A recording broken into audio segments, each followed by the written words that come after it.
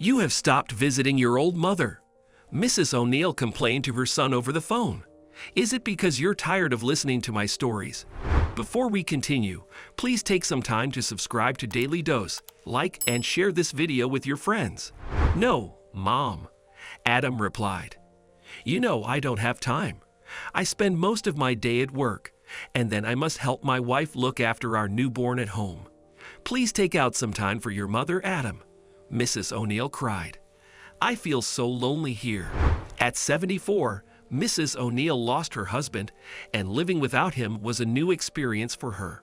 Moreover, soon after her husband's death, Adam married a woman he had been dating for months, but Mrs. O'Neill wasn't happy with his decision. She didn't want her son, with whom she had lived all her life, to move out. She didn't want it years ago when he was 18, and she didn't want it now when he was 51. All her life, Mrs. O'Neill had been a classic overprotective mom. She constantly tracked his movements, demanded to know everything about his social life, and never allowed him to date girls when he was in college.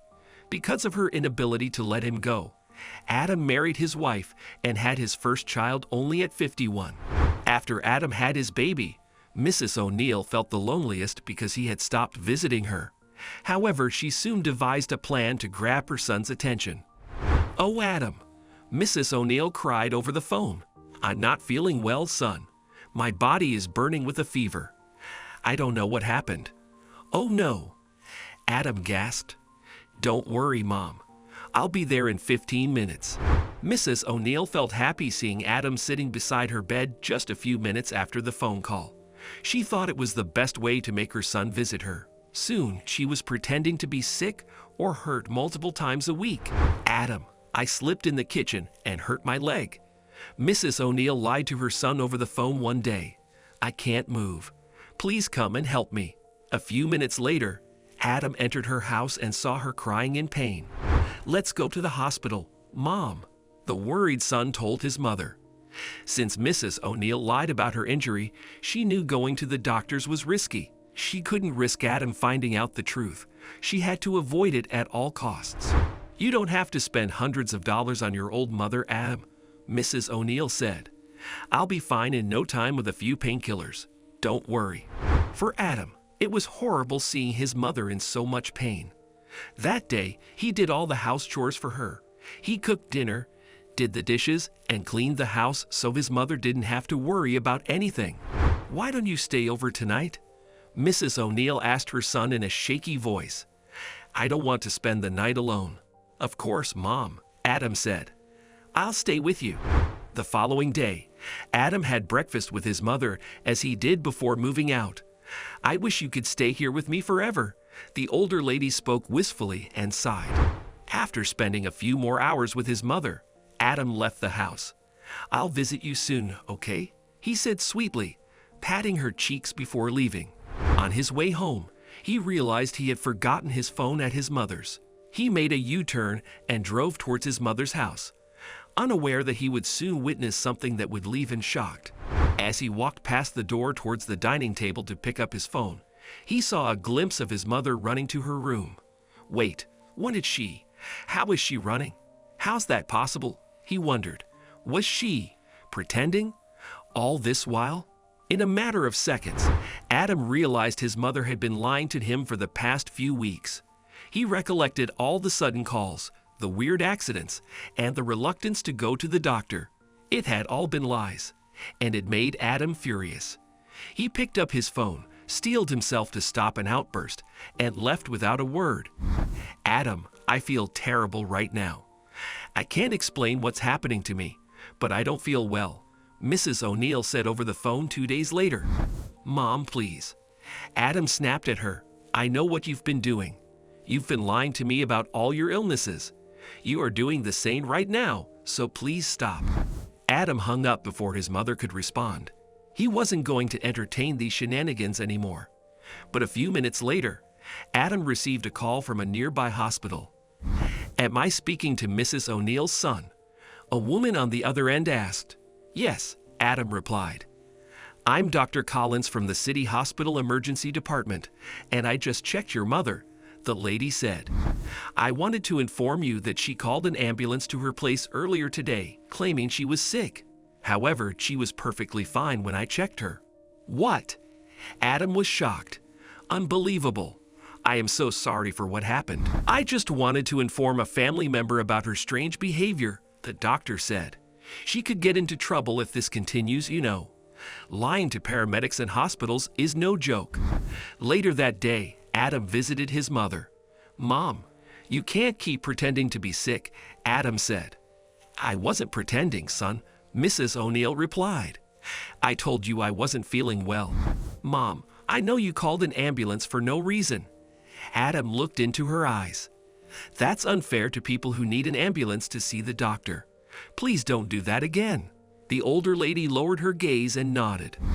I didn't mean to hurt you, Adam, she said. I'm sorry. You could get in trouble for calling an ambulance without a valid reason. Don't do that again, okay? Adam warned his mother. I'll visit you soon, but please don't lie to me. I won't come here if you do that. A few days later, Adam, please help me. Mrs. O'Neill called her son again. I think someone is spying on me. Please come home and save me. Not again, Mom. Please. Adam yelled over the phone. I told you not to lie to me again. Why do you keep doing this? I'm not lying, Adam. The older lady cried. I don't feel safe here. Please come and save me. Please. Annoyed by his mother, Adam hung up and didn't answer his mother's calls. He ignored her and continued working in the office until he saw her name on his phone screen an hour later. Why is she calling me again now? He wondered while holding his phone. Yes, Mom. Adam answered the call and heard unusual noises in the background. Damn. Mrs. O'Neill's voice cracked because of poor network coverage. Mom, where are you?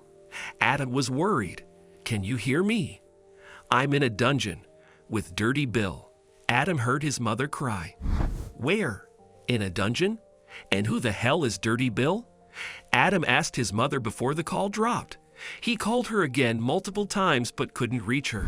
A dungeon? Like in a castle?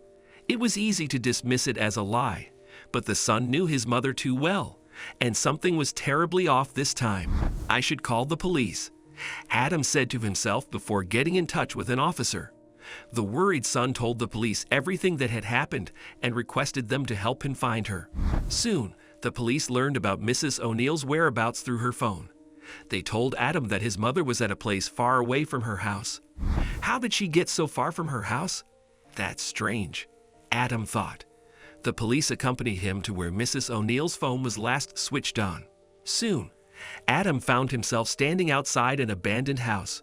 Guilt flooded through him as he realized that his neglect had put her in danger. She was stuck in an abandoned property because of him. Together with the police officers, Adam entered the house, but they didn't find anyone inside. Then, Adam suggested they should check the basement because his mother told him she was inside a dungeon. When Adam entered the cellar of the abandoned house, he saw his mother lying on a mattress on the ground. Oh my God, Adam gasped. Then, an older man wearing dirty clothes emerged from the dark. By looking at his face, Adam could tell that he was not the kind of man anyone would want around their mother. The man's face was covered in dirt, and it seemed like he hadn't brushed his hair in ages. Hands up, an officer yelled. What have you done to this lady? Please don't arrest me, the old man begged. I didn't hurt her. She's only sleeping. I promise. Just then, Mrs. O'Neill suddenly woke up, jolted by the commotion. Adam, she exclaimed upon seeing her son. You're here. What happened, Mom? Adam knelt on the mattress and hugged his mother. How did you land up here? Did this man kidnap you? No, Adam. The older lady shook her head. Remember when I called you earlier today? I felt someone was spying on me, so I took a cab to your house. But the driver dropped me somewhere else instead of taking me to your place. It turned out that Mrs. O'Neill couldn't recall the name of her son's street. She unknowingly asked the taxi driver to take her to another street with a similar name. I looked for your house everywhere but couldn't find it, she told Adam. Then, I was walking towards the other street when I stumbled upon rail tracks. I wanted to cross the tracks to reach the other side, but I slipped. I found her there, the stranger added. I brought her here because this is where I live. I call myself Dirty Bill, and I have lived in this cellar for years. I used to work at a hospital before fate's cruel plans forced me to leave my job and live here. Did he bring you here? Adam asked his mother. Is he telling the truth? Yes, Adam, Mrs. O'Neill said. He's a kind man. I was scared when he brought me here because it looked like a proper dungeon of a place. But Bill made hot tea for me and bandaged my foot. Once Adam was sure his mother was safe and the homeless man did not hurt her, he thanked the police officers for their help and asked them to leave. Then Bill told him something about Mrs. O'Neill. I observed your mother and I think she might have dementia, he said. She's exhibiting symptoms of dementia, but I'd suggest you consult a doctor to be sure. Thank you for your advice, Bill, Adam said. You seem like an insightful person. How did you end up on the streets, if you don't mind me asking? Oh, that's a long story. The man took a deep breath. My stepdaughter kicked me out after my wife's demise. She took all my money and left me to beg on the streets. Nobody wanted to hire this old crock for anything. I don't blame them. I became an insufferable man after my Lisa died. Oh, I'm sorry you had to go through that, Adam said. Adam thanked Bill for helping his mother and promised he'd stay in touch. I'll visit you soon, he promised the homeless man before leaving the abandoned property. The following day, Adam took his mother to the doctor and learned that Bill was right. Mrs. O'Neill had dementia, which explained her constant panic about her health and why she felt someone was spying on her. It's okay, Mom. I'm here now, Adam said, hugging her like he was shielding her from the illness. I need to be more patient with Mom, Adam thought after returning to her house from the hospital. He thought of ways to make things easy for his mother. A few items down the list, he had an idea. Hey, I have a job for you, if you're interested, Adam told Bill that evening. How would you like to be my mother's caregiver? When the homeless man learned about Adam's plan, he couldn't resist the job offer. It allowed him to earn money and have a roof over his head while living with Mrs. O'Neill. Meanwhile, Adam felt at peace knowing his mother was not alone and that she was safe in Bill's experienced hands. Adam visited his mother twice every week, once with his wife and kid, and once by himself, because he knew all his mother ever wanted was to spend time with her beloved son.